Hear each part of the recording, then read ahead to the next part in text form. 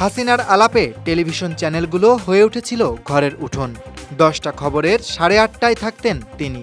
ইচ্ছা হোক আর অনিচ্ছায় তার মুখ দেখতেই হতো চ্যানেল কর্তৃপক্ষর।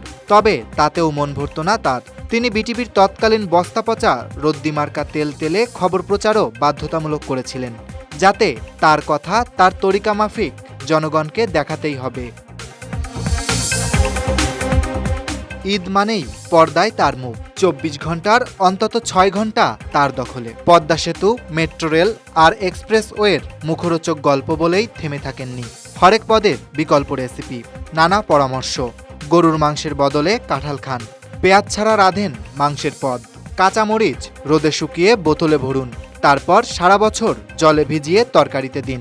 অবশ্য কপাল ভালো, শেখ হাসিনা গরুর মাংসের বদলে কাঁঠাল জবাই দেওয়ার পরামর্শটা দিয়ে যেতে পারেননি। এক কথায়, মানুষ যে প্যাচাল আত্মীয় স্বজনের সঙ্গে সারেন, স্বজনহীন আপা সেসব প্যাচালও করতেন টিভিতে।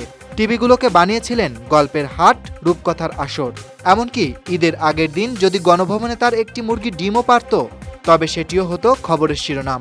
সোশ্যাল মিডিয়াতে সেই খবর বড় করে প্রচার করত তার তোষামোদেরা। শিরোনাম হতো ডিম পেড়েছে প্রধানমন্ত্রীর কালো মুরগিটি। আরেকজন আবার শিরোনাম করতেন গণভবনে কালো মুরগিটি সাদা ডিম পারল কেন। অন্য একজন আরও একটু সরস, তার শিরোনাম প্রধানমন্ত্রীর উন্নয়নের ছোঁয়ায় কালো মুরগি পেড়েছে সাদা ডিম। কেউ কেউ আবার লিখত কালো মুরগির সাদা ডিম, প্রধানমন্ত্রীর হাতে জাদু আছে।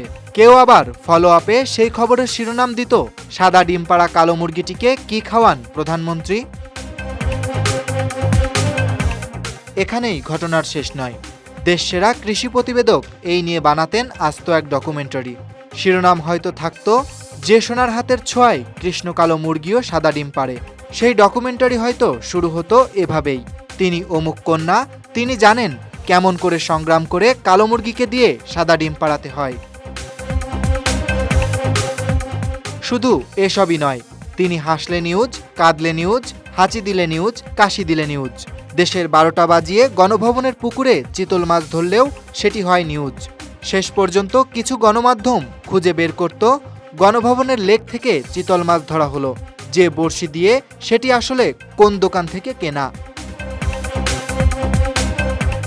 তবে তিনি এখন আর নেই বাংলাদেশে। তবুও ঈদ আসে, কাঁঠাল না পেয়ে মানুষ গরুর মাংসও খায়। পুরো দেশটাই ছিল যার পৈতৃক সম্পদের মতো, তিনিই এখন দেশ ছাড়া আছেন এমন এক জায়গায় যেখানে আসলে গরু জবাই দেয়াই নিষেধ। গরুর মাংস ছুলে জাত যায়, পিটিয়ে মেরে ফেলা হয়। কাঁঠালই এখন তার একমাত্র ভরসা। হয়তো একেই বলে নিয়তি।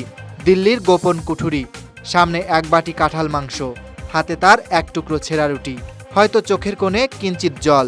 তিনি কাঁদছেন, গরুর মাংস না পাওয়ার বেদনা তিনিও এখন বোঝেন।